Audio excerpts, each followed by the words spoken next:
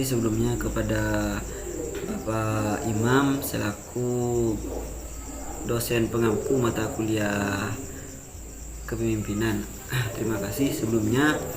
Saya atas nama Khairul Umam NIM 2020 310116 mewakili dari kelompok kami akan menjelaskan mengenai materi tentang kepemimpinan dalam pelayanan publik. Pada dasarnya pelayanan publik menyangkut seluruh aspek kehidupan yang sangat luas. Dalam kehidupan bernegara, peran pemerintah memiliki tugas fungsi untuk memberikan berbagai pelayanan publik yang diperlukan oleh masyarakat. Dalam penyelenggaraan pelayanan publik, birokrasi publik lebih berorientasi pada kekuasaan, sehingga membuat birokrasi semakin jauh dari misinya untuk memberikan pelayanan kepada masyarakat. Para pejabat lebih memperlihatkan kekuasaannya daripada sebagai pelayanan masyarakat. Meluasnya praktek-praktek korupsi, kolusi, dan nepotisme dalam birokrasi publik semakin mencoreng image masyarakat terhadap birokrasi publik. Praktek-praktek inilah yang menyebabkan birokrasi menjadi jauh dengan masyarakatnya serta membuat masyarakat tidak percaya lagi terhadap birokrasi. Di tengah gejolak ketidakpercayaan masyarakat kepada birokrasi, disinilah peran penting pemimpin untuk membangun kembali kepercayaan publik dengan mencakup lingkup internal yang erat kaitannya dengan upaya untuk menggerakkan dan memastikan sumber daya aparatur berkinerja tinggi serta lingkup internasional serta lingkup eksternal, yaitu dengan komunikasi yang baik kepada masyarakat. Pelayanan publik adalah sebuah pelayanan yang diberikan kepada publik oleh pemerintah baik berupa barang atau jasa publik. Adapun berdasarkan keputusan Menpan nomor 63 tahun 2003, pelayanan publik diartikan segala kegiatan pelayanan yang dilaksanakan oleh penyelenggara pelayanan publik sebagai upaya pemenuhan kebutuhan penerima pelayanan maupun pelaksanaan ketentuan peraturan perundang-undangan.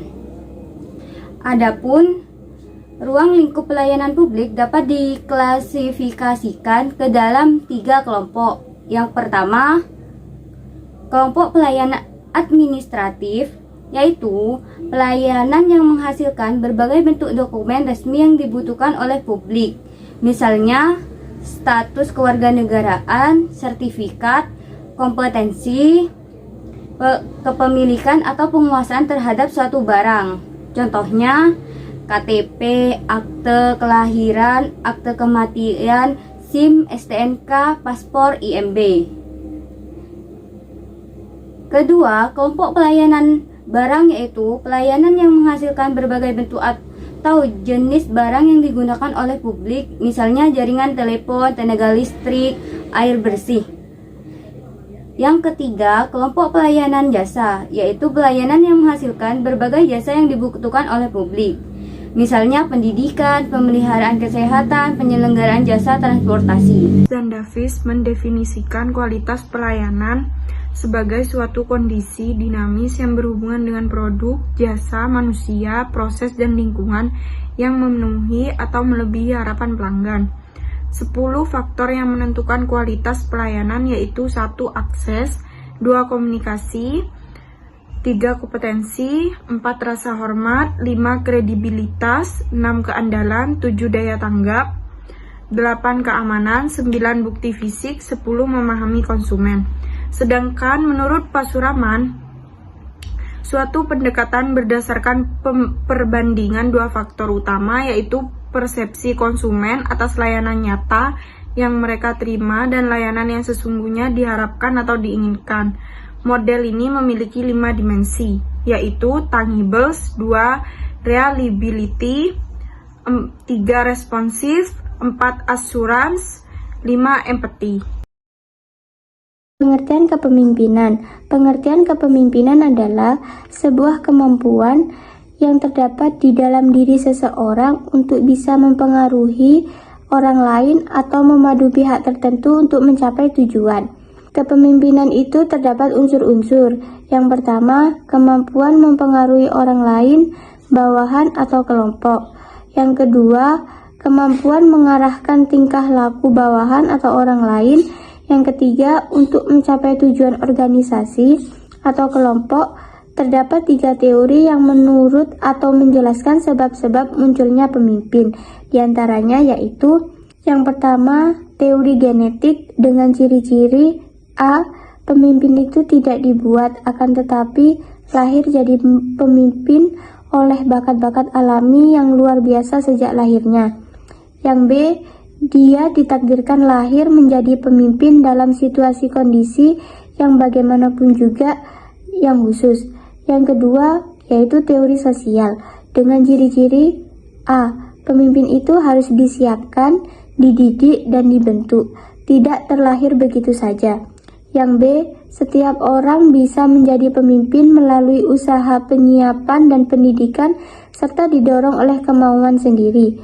Yang ketiga, teori ekologis atau sintetis menyatakan bahwa seseorang akan sukses menjadi pemimpin bila sejak lahirnya dia telah memiliki bakat-bakat kepemimpinan, dan bakat-bakat ini sempat dikembangkan melalui pengalaman, dan usaha pendidikan juga sesuai dengan tuntutan lingkungan ekologisnya.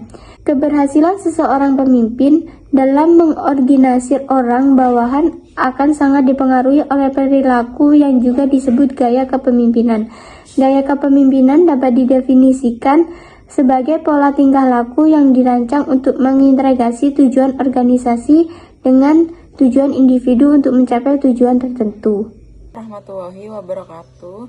Perkenalkan, nama saya Rahmatillah Fatimah Putri, NIM 2020310026. Di sini saya akan mempresentasikan hasil kerja kelompok saya mengenai gaya kepemimpinan secara umum. Adapun gaya kepemimpinan secara umum dapat ditentukan sebagai berikut. Yang pertama, ada gaya deserter. Gaya deserter ini sifatnya bermoral rendah, tidak memiliki rasa keterlibatan, tanpa pengabdian, serta tanpa loyalitas dan ketaatan. Yang kedua, ada gaya birokrat, yang sifatnya itu patuh pada peraturan dan norma-norma.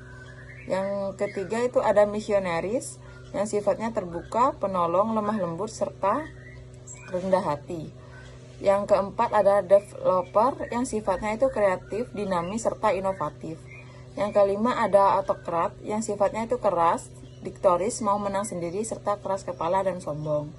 Yang keenam ada benevolent autokrat, yang sifatnya lencer, tertib, ahli merorganisir, besar rasa dan keterlibatan diri.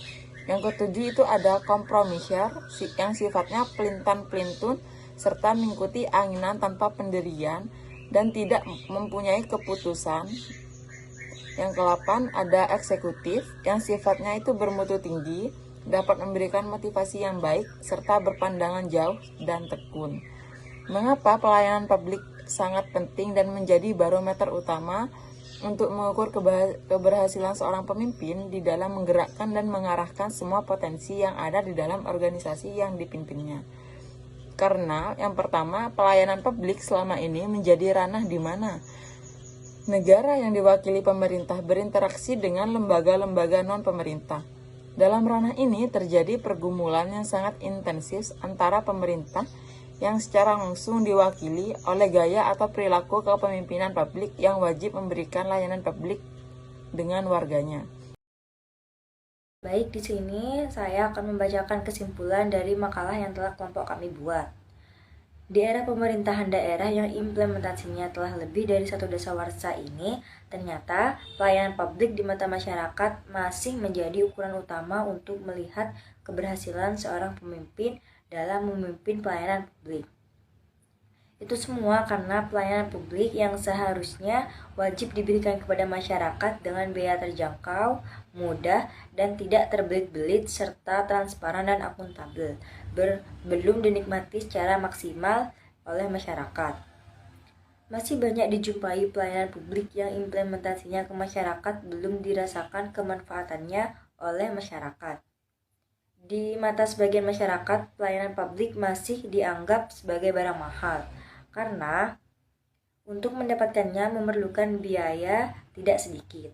Oleh karena itu, peran seorang pemimpin dengan gaya kepemimpinannya dituntut untuk mampu menggerakkan dan mengarahkan semua potensi yang ada di organisasi publik yang dipimpinnya, memberikan pelayanan publik yang prima dan berkualitas kepada masyarakatnya.